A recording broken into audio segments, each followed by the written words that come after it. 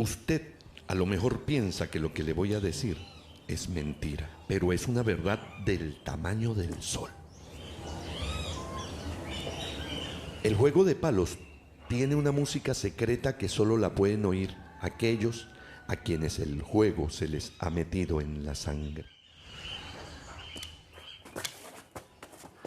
Por eso, cuando ve a dos hombres jugando como es, echándose recio y al cuerpo, quédese calladito como si estuviera en un templo. Esos hombres están como transportados a otro mundo. Cada vez que los garrotes chocan, cuando zumban cortando el aire, cuando soplan la carne tan de cerquita que da grima, cuando uno llega a imaginarse si será que los palos tienen vida y se mueven solos, como si en vez de ser dos hombres jugando palos, fueran dos palos jugando hombres, o como si esos hombres respiraran por los garrotes. Son momentos sagrados.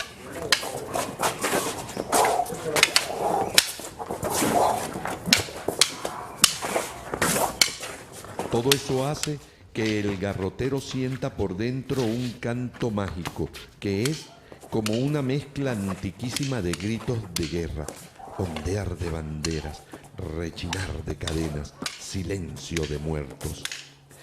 Es un eco que surge de lo más puro de la sangre: conquistas, colonias, esclavitudes, libertades, dictaduras, cárceles, guerrillas, muertes. Sobrevivir, sobrevivir, sobrevivir. Es una reminiscencia ancestral de las violencias que han forjado las patrias. Y eso es sagrado.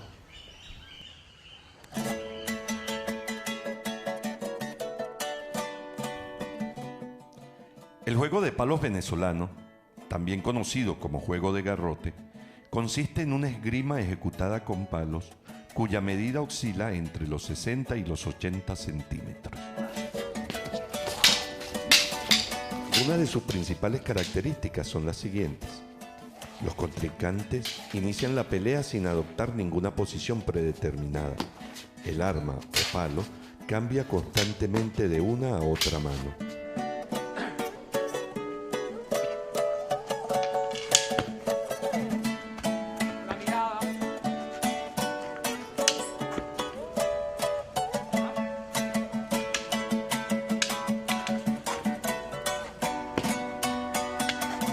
La mano vacía también ataca, bien sea con puños, cachetadas o simulando un cuchillo.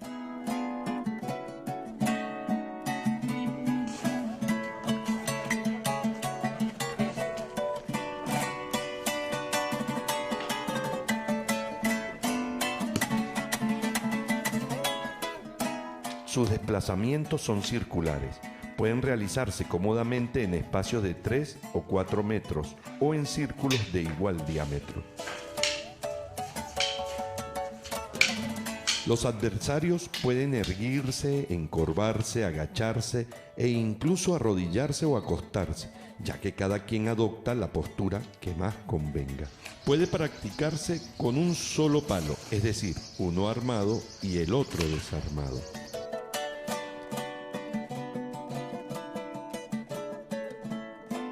Describir la totalidad de posibles técnicas en cualquier práctica de este tipo es casi imposible, ya que la cantidad de variantes o combinaciones depende de la habilidad, capacidad y maestría de cada ejecutante. Sin embargo, aquí trataremos de sintetizar los ataques básicos o elementales. Ellos son los golpes francos, que son aquellos que se dan adelantando la pierna del mismo lado de la mano que lleva el palo, y los reveses o al reveses, como dice la voz popular, que entran con la pierna del lado contrario al palo. Partiendo de estas premisas y simplificando la gran posibilidad de variaciones de los ángulos de ataque, podemos definir los siguientes palos francos. El vertical descendente o palo a la cabeza. El horizontal o atravesado.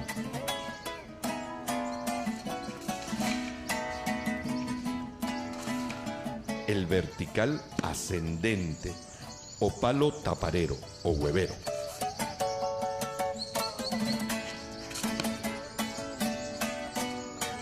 El pullón o puya, que es la estocada.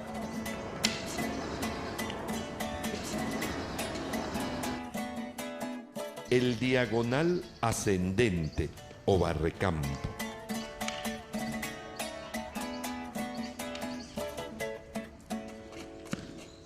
El palo siempre debe ser cortado cuando la luna está en menguante. Luego se quema superficialmente para desconcharlo y se le unta grasa de chivo. Se le deja al sol y sereno unos 15, 20 o 30 días para que coja temple. Los árboles más usados en la preparación del arma son el jeve, la vera, el limoncillo, el guayabo negro o de monte, etc., dependiendo de lo que más abunde en cada zona. Hay gentes que son cortadores de palo y se encargan de todo este proceso. Luego le venden los garrotes preparados, bien sea lisos o con el tejido llamado encabullado, a quienes juegan palos. Para tener un buen garrote, primero hay que convertirse casi en astrólogo, porque hay que saber hasta de la luna. No lo puedes cortar en cualquier tiempo, tienes que cortarlo en menguante. ¿Por qué en menguante? Porque si lo cortas en otra época, en creciente, a los 6 meses ya está con coco, con comején. Y está comprobado que es así. ¿Lo ves? Después de eso, hay que asarlo. ¿Ves? Asarlo por la llama, quitarle la concha. Después de eso, echarle aceite. Antes utilizaban graso de chivo, que esto y el otro. Yo no puedo porque son muchos garrotes para empezar a empabonar uno por uno. Yo en vez de son 100 garrotes, 100 y pico, entonces le echo aceite de motor. Lo importante es que ese aceite la madera lo absorba, que es lo que lo va a terminar de curar. Después de eso, durar como un mes que ellos se sequen, que se absorban, que es como están aquí. ¿Ves? ¿Entiendes?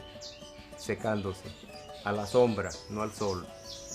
Y después, bueno, haces con ellos lo que vas a hacer, pues a trabajarlo, lijarlo, rasparlo, lijarlo, darle el tamaño que quieras. Ya esto se convirtió la mitad de la vida mía, pues empecé como a los 28, ¿entiendes? Y tengo 29 aquí con esto, ¿entiendes? La mitad. Entonces, bueno, ya esto me ha ayudado bastante. Como defensa, también. De algunas cosas me ha pasado por ahí y me he defendido, pues.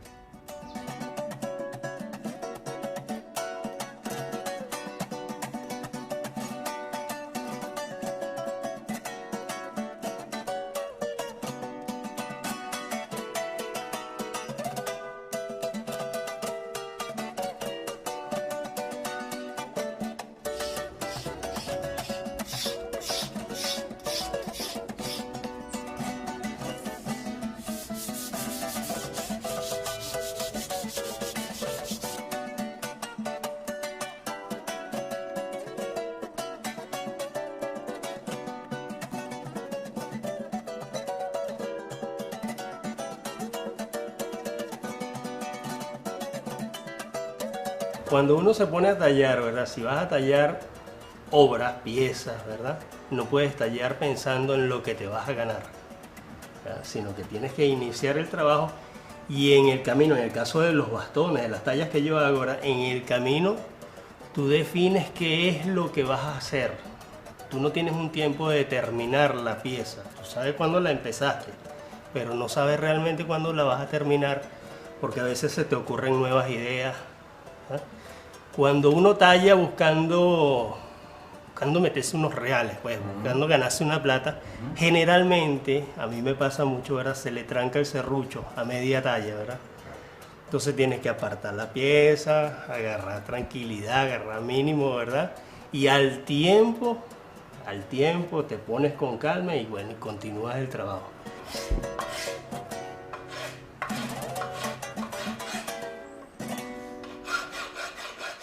el juego como arte, ¿verdad? Y como método de defensa te da una habilidad y te da una fortaleza de pensamiento. Igual lo hago, igual lo siento con la talla, ¿no? La talla también te da como la posibilidad de plasmar ideas, ¿verdad? En algo que va a perdurar por el tiempo y que necesariamente no vas a tener que estar explicándolo cada rato, sino que ahí va a estar esa pieza y esa pieza pasará por las manos que tenga que pasar, ¿no? Siento un profundo respeto por la naturaleza y creo que parte de eso es lo que nosotros tenemos que como comulgar en nuestro transitar por esta vida, ¿no? Y así se nos vea, hasta cierto punto trabajamos con maderas, bueno, que son cortadas, que tienen un proceso de corte y que sencillamente no es desbastar por desbastar, sino que muchas de las maderas que utilizamos y que utilizo yo particularmente son maderas ya caídas, maderas secas, que pudiese dársele otra utilidad, pero nosotros le vemos pues una forma como alimentarnos de ella, ¿no? Yo pienso que un árbol es una vida y al uno talar un árbol estás terminando con una vida, ¿no? Entonces eso tiene que tener una utilidad y trascender, porque lo más lamentable de todo eso sería utilizarlo para leña y quemarlo, que se ha hecho durante pues, nuestra historia, pues. Pero sí hay cuando te hablo de la sugerencia, la madera siempre en mí hace como la sugerencia de lo que se va a hacer pues en la talla. Y esa sugerencia que hace creo que es por la misma conexión que hay con la madera.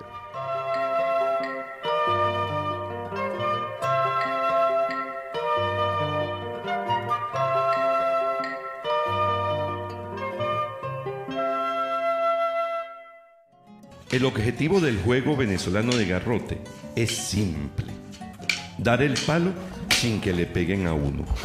Sin embargo, de esta simpleza nacen códigos tácitos, en el caso de los grupos, y códigos personales, como la mística o índole de cada jugador. En cuanto a códigos de grupo, puede hacerse notar que es diferente la conducta individual si se juega con alguien del mismo grupo, a que si se juega con alguien de un grupo distinto. En lo individual, cada jugador es un mundo, porque es su mundo quien lo guía en el juego. Hay jugadores pacientes, serenos, así como los hay agresivos, atropelladores. En ambos casos los hay mejores o peores. Y que se quede bien o se quede mal solo es cuestión de ese día, de ese rato, de ese momento. Y hay que practicar siempre, aunque sea esta una práctica sin campeones.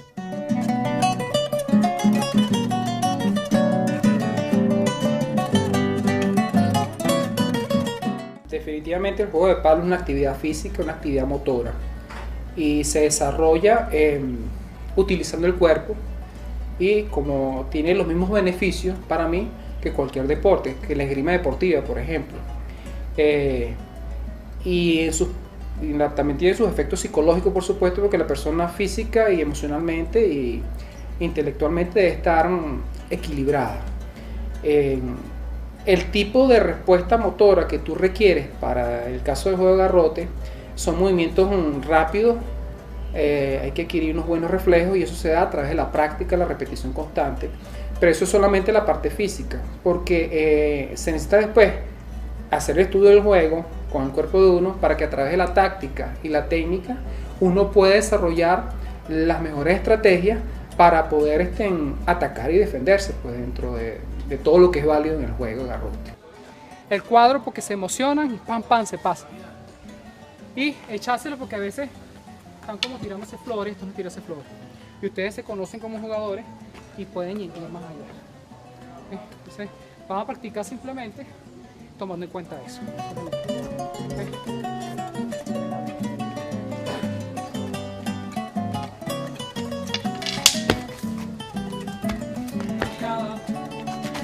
La filosofía del palo es poder transmitir herramientas de de entendimiento de muchas cosas, entendimiento de lo que está afuera, de lo que está dentro, de lo cómo yo me puedo defender, de qué es la verdadera pureza de las cosas, porque cuando tú dices que tienes que darle espacio libre, es que tú no tienes que enfrentar las cosas, sino que tienes que darle paso a las cosas que fluyan, ¿no? Y que el hecho de tú,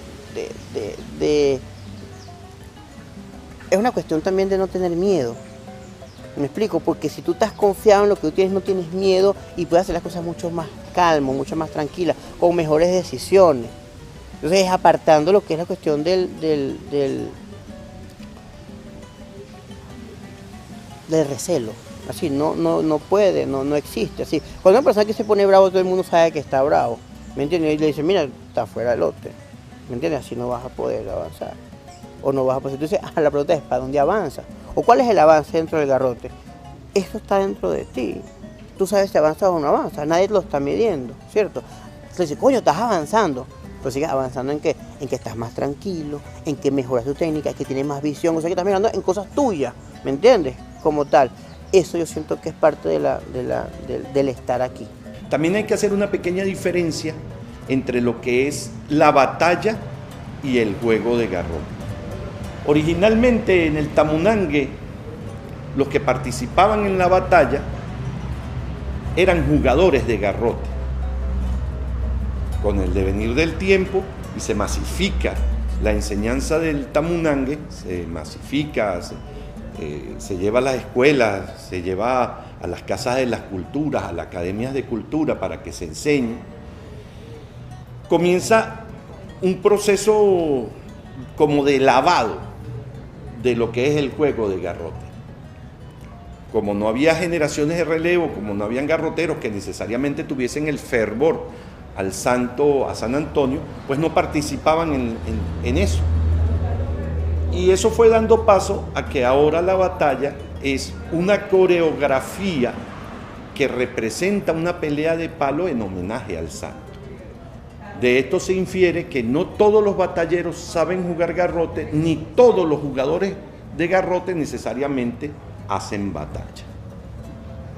Esta diferencia la hago y hago ese énfasis porque es muy común acá en el estado Lara que cuando uno anda con un garrote o cuando uno habla del juego de garrote, lo relacionan, lo vinculan rápida y directamente con el Tamunangue, con la batalla. Desde luego que eso es primero que cualquier manifestación relacionada con la religiosidad o con rituales o mitos. Es mi perspectiva que primero se construye una estructura de lo que es, en este caso, la defensa con el palo y el juego, que un ritual relacionado con un santo, como el caso del San Antonio y el Tamunangue.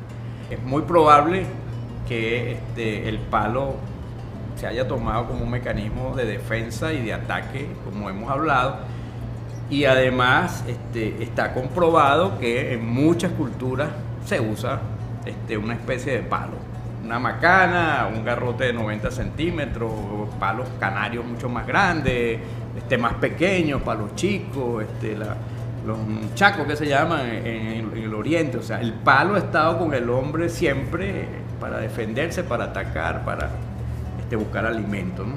Cuando uno viene de vaina de ver las pantomimas, porque yo también fui un hacedor de pantomima con los palos orientales, ¿verdad? Entonces dices, no, pero esta vaina es otra cosa, ¿no? Esta vaina es otra cosa.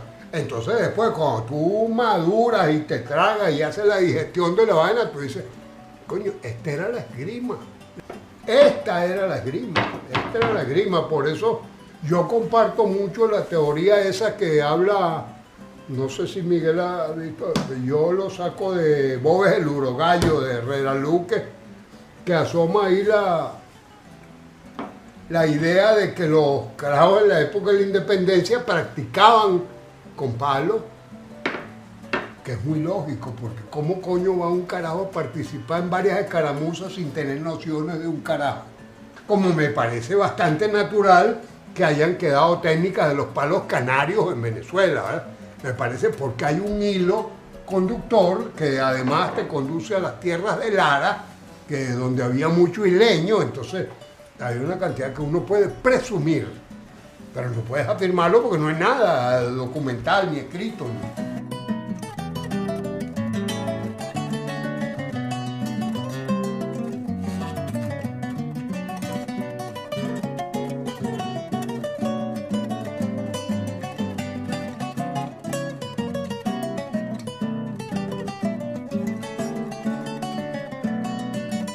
Sí creo que es una forma de pelea bien buena, no sé hasta qué punto, porque yo no puedo juzgar lo que no conozco. Yo no sé y ya no tengo edad para comprobar, eso la comprobarán otros, cuáles son las técnicas de la arnis o esgrima con C de la Filipina, que también tienen algunas cosas, y como la tendrán los japoneses antes de que le forraran esa vaina, los palos esos de caña y se forran y se ponen unas máscaras. Nosotros jugamos a cuerpo pelado, a cuerpo pelado.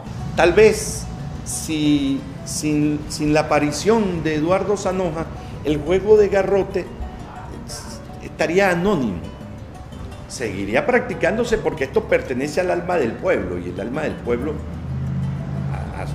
a la identidad del pueblo, no se le aniquila tan fácilmente. Eso seguiría practicándose, pero sería clandestino y anónimo. Aparece Eduardo Zanoja, tiene la fortuna de Eduardo Zanoja de conocer a un maestro como Mercedes Pérez, un señor que, rompiendo costumbres, rompiendo creencias, se olvida del silencio y comienza a transmitirle a una persona que no es campesina, él es de Caracas, que no es campesina, que no es conocida, comienza a transmitirle todo el juego. Se abre. Zanoja, que es un intelectual, que es un investigador, que es escritor, pues, y además con unas condiciones físicas para el momento que lo conoce óptimas, aprende el juego, lo sistematiza, da una metodología, lo comprende en su totalidad y comienza a generar todo un movimiento alrededor del garrote. Escribe un libro,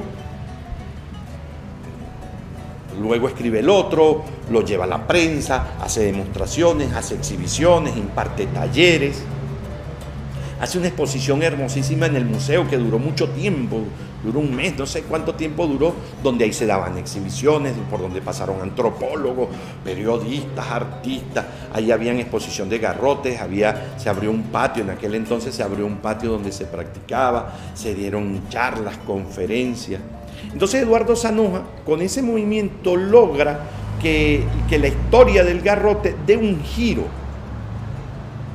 y salga a la luz pública. Incluso él por curiosidad, porque es de pensamiento curioso, porque él es un investigador nato, él lanza una posibilidad más allá de lo regional para el juego de garrote. Porque por una circunstancia en el estado Lara es donde en la actualidad uno puede ver rápidamente la práctica del juego de garrote. Eduardo Zanoja, en la investigación, luego publica un libro con Irene Serpa que se llama El garrote en nuestras letras, porque él se vale de escritos, de artículos de prensa, de poemas, de canciones, de literatura en general, de novelas y cuentos, se vale de eso para demostrar que el juego de garrote estaba en todo el país, que no es un problema regional del estado Lara o de Barquisimeto o de Curarigua o del Tocuyo. No, que ahí hay grandes maestros es otra cosa, que ahí hay que quienes practiquen en la actualidad, eso es otra cosa, pero estaba en todas partes. Entonces él se vale de la literatura, se vale de las canciones para comprobar eso. Parte de la función en este caso del patio de garrote, patio y juego de garrote Clarencio Flores, además de practicarlo, enseñarlo, difundirlo e investigarlo, que son 4 áreas muy importantes, estas 4 áreas implican también que nosotros debemos contagiar a la gente ¿ok? De que esto lo valoren en sus justas dimensiones como lo que es un método de pelea tan valioso como otras cosas. Y es una labor no solamente del patio, sino de otros entes culturales, tanto no solo afines como otros grupos de garrotes, sino también de otras áreas como musicales, gastronómicas, lo que sea, cada quien en su área, pero que cada quien, yo sé lo que es la música, un ejemplo, yo sé lo que es la parte gastronómica, yo sé lo que es la parte de la cerámica, porque los demás no pueden saber también lo que es el garrote.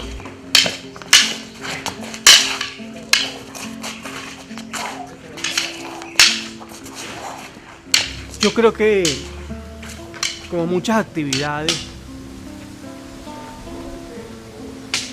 hace falta una disposición del espíritu para meterse al garrote, ¿ves? O sea, no toda persona se va a poner a hacer poesía, se va a poner a cantar, se va a poner a pintar, ¿ves? Porque hay cierta disposición del espíritu. Ahora, lo que sí yo creo es que eso debe estar, la posibilidad, hay que luchar por mantenerla, de que todos los que quieran y tengan esa disposición lo logren.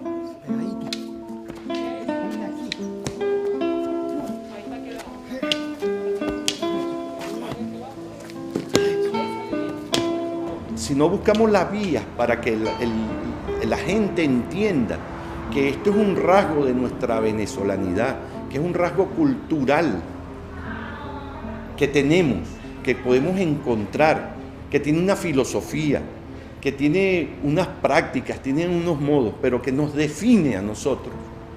Si no podemos educar a la gente a que entienda que esto va más allá de una práctica física, no tendremos quien sepa en un futuro transmitir y defender la identidad nacional, nuestra identidad, la identidad propia de nuestro pueblo, de nuestra forma de ver la vida. Por eso parto en este momento de esa frase de Simón Rodríguez: enseñen y tendrán quien haga, eduquen y tendrán quien sepa.